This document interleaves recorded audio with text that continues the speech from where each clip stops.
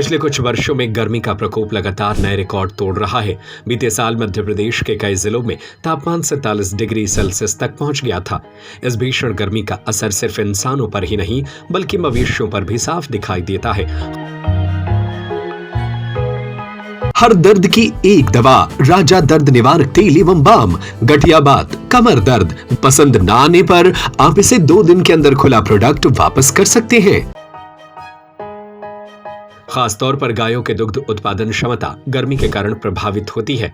हालांकि एक ऐसी नस्ल भी है जिस पर तेज गर्मी का लगभग कोई असर नहीं पड़ता। यह है राजस्थान की प्रसिद्ध थारपारकर नस्ल, जो मध्य प्रदेश के पशुपालकों के लिए किसी वरदान से कम नहीं है। मध्य प्रदेश में देसी गायों पर गर्मी का असर ज्यादा देखने को मिलता है। भीषण तापमान के चलते दूध उत्पादन में 30 से 40% तक की गिरावट आ जाती है। लेकिन सागर जिले के रतौना स्थित गोकुल ग्राम में पाली जा रही थारपारकर नस्ल की गायें इस चुनौती के बीच भी बेहतर प्रदर्शन करती हैं। इस नस्ल का संरक्षण आजादी से पहले से किया जा रहा है। इसकी सबसे बड़ी खासियत यह है कि यह कम और ज्यादा दोनों तरह के तापमान में खुद को आसानी से ढाल लेती हैं, जिससे इसके दुग्ध उत्पादन पर खास असर नहीं पड़ता। गोकुल ग्राम के प्रबंधक डॉक्टर राकेश कुमार गौतम के मुताबिक रतौना में 1946 से ही थारपारकर नस्ल की ब्रीडिंग की जा रही है। यह नस्ल मूल रूप से राजस्थान के सूरतगढ़, बीकानेर, जैसलमेर और गंगानगर जैसे इलाकों की है, जहां तापमान अक्सर बेहद ऊंचा रहता है। चूरू जैसे क्षेत्रों में तापमान 50 डिग्री सेल्सियस तक पहुंच जाता है। फिर भी यह नस्ल वहां की परिस्थितियों में खुद को ढाल लेती है। उन्होंने यह भी बताया कि कठिन परिस्थितियों में हीट स्ट्रोक का खतरा तो रहता है, लेकिन थारपारकर नस्ल इससे निपटने में सक्षम है। फिर भी पशुपालकों को सावधानी बरतनी चाहिए। अत्यधिक तापमान होने पर उचित वेंटिलेशन और कूलिंग की व्यवस्था करना जरूरी है, ताकि पशुओं को सुरक्षित और स्वस्थ रखा जा सके।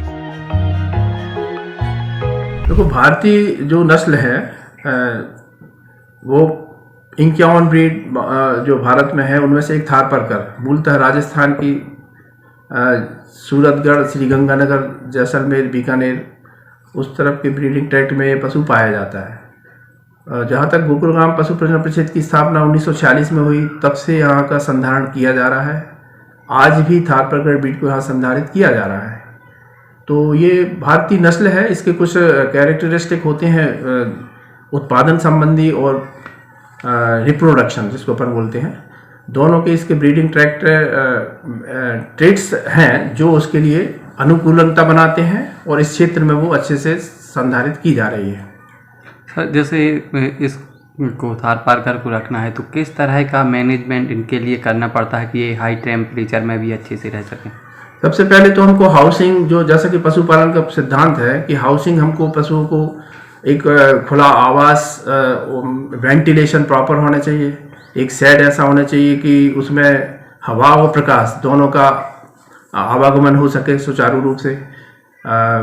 ये कॉमन चीज़ है। एक थंब रूल भी है कि स्टैग्नेशन ऑफ वाटर नहीं होना चाहिए, मतलब वहाँ पे पानी का जमाव ना हो आसपास के क्षेत्र में। और गौमूत्र और गोबर का जो डिस्पोजल हम करते हैं वो उतनी दूरी पर रहे कि जिसपे किसी प्रकार के बाह्य जो कृमि होते हैं, परजीवी होते हैं, उनका वहाँ पर इसी प्रकार से प्रकोप ना होने पाए। और शेड की सफाई रेगुलर बेसिस पे होना चाहिए, गोबर का वहाँ पे एकत्रीकरण ना हो सके। और जैसे हमने आपको बताया कि गर्मी की ऋतु में पशु के लिए आपको कोल्ड देना पड़ेगा वातावरण। कूलिंग, जैसे फैन है, कूलिंग फैन लगा लीजिए, प्रॉपर वेंटिलेशन हो। ज़्यादा हॉट एयर जो है ना डायरेक्ट साइड में ना आए। आसपास वृक्षारोपण भी कर ले, नीम के पौधे हैं इस टाइप से, मतलब जैसे हवा का माने ठंडा वातावरण बना रहता है। सर, थारपारकर कितने टेम्परेचर तक में अनुकूल? थारपारकर का अनुकूल हमने आपको बताया कि जैसे चूंकि मेन ब्रीड तो राजस्थान की है, तो वहाँ के टेम्परेचर के हिसाब से वो अनुकूलता लेती हैं। और वहाँ का थारपारकर को चूंकि गोकुल ग्राम सागर मध्य प्रदेश में रखा गया है, तो यहाँ पे टेम्परेचर की जो उसकी एडॉप्टेबिलिटी है वो कोल्ड वेदर में, जैसे हम देखते हैं कि 15 से 16 डिग्री सेंटीग्रेड टेम्परेचर हो जाता है। गर्मी में अधिकतम 40, 49 है, 50 है, वहाँ तक भी पहुँच जाता है।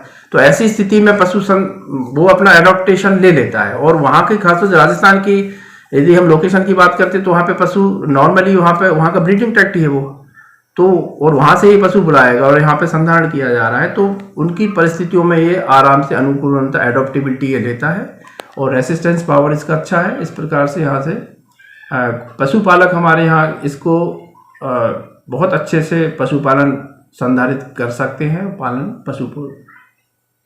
पशुपालन कर सकते हैं, उसको उपयोग में ला सकते हैं। जैसे जो दूसरी गायों का दूध होता है और इसका दूध होता है, तो इसमें क्या ज़्यादा होता है, कितना? हाँ, इसमें इसका फैक्ट भी देखा गया है। कुछ वैज्ञानिक तथ्य ये है कि जनने के बाद गाय जनती है तो कोलोस्ट्रम जो निकलता है, खीस जिसको हम बोलते हैं अपनी भाषा में, तो इसमें इम्यूनोगामा ग्लोबुलिन का जो प्रोपोर्शन होता है वो अपेक्षाकृत अधिक होता है। इसी कारण से इसके दूध और इसके जो फैट ग्लोब्यूल्स की जो साइज होती है, इसके जो फैट होते हैं वसा, उसकी फैट ग्लोब्यूल की साइज भी मिनिमम होती है। तो इसमें एक न्यूनेट्स को, जैसे कि बकरी का दूध भी न्यूनेट्स को दिया जा सकता है, तो थारपारकर गौवंशी पशु का दूध जो है वो हम बच्चों में भी दे सकते हैं। पचनी होता है, वो इंडाइजेशन नहीं करता है वो। उसका रीजन ये है कि फैट ग्लोबुल साइज छोटी होती है। हर दर्द की एक दवा, राजा दर्द निवारक तेल एवं बाम। गठिया बात, कमर दर्द, गर्दन, सीना, रीढ़ की हड्डी का दर्द, हाथ पैर या जोड़ों का दर्द, पेट फूलने का दर्द, कुलांकवात पसंद न आने पर आप इसे 2 दिन के अंदर खुला प्रोडक्ट वापस कर सकते हैं। अब पाएं आप घर बैठे बैठे राजा दर्द निवारक तेल और राजा बाम होम डिलीवरी में उपलब्ध। Mobile number 9424541085। 100% आयुर्वेदिक तेल।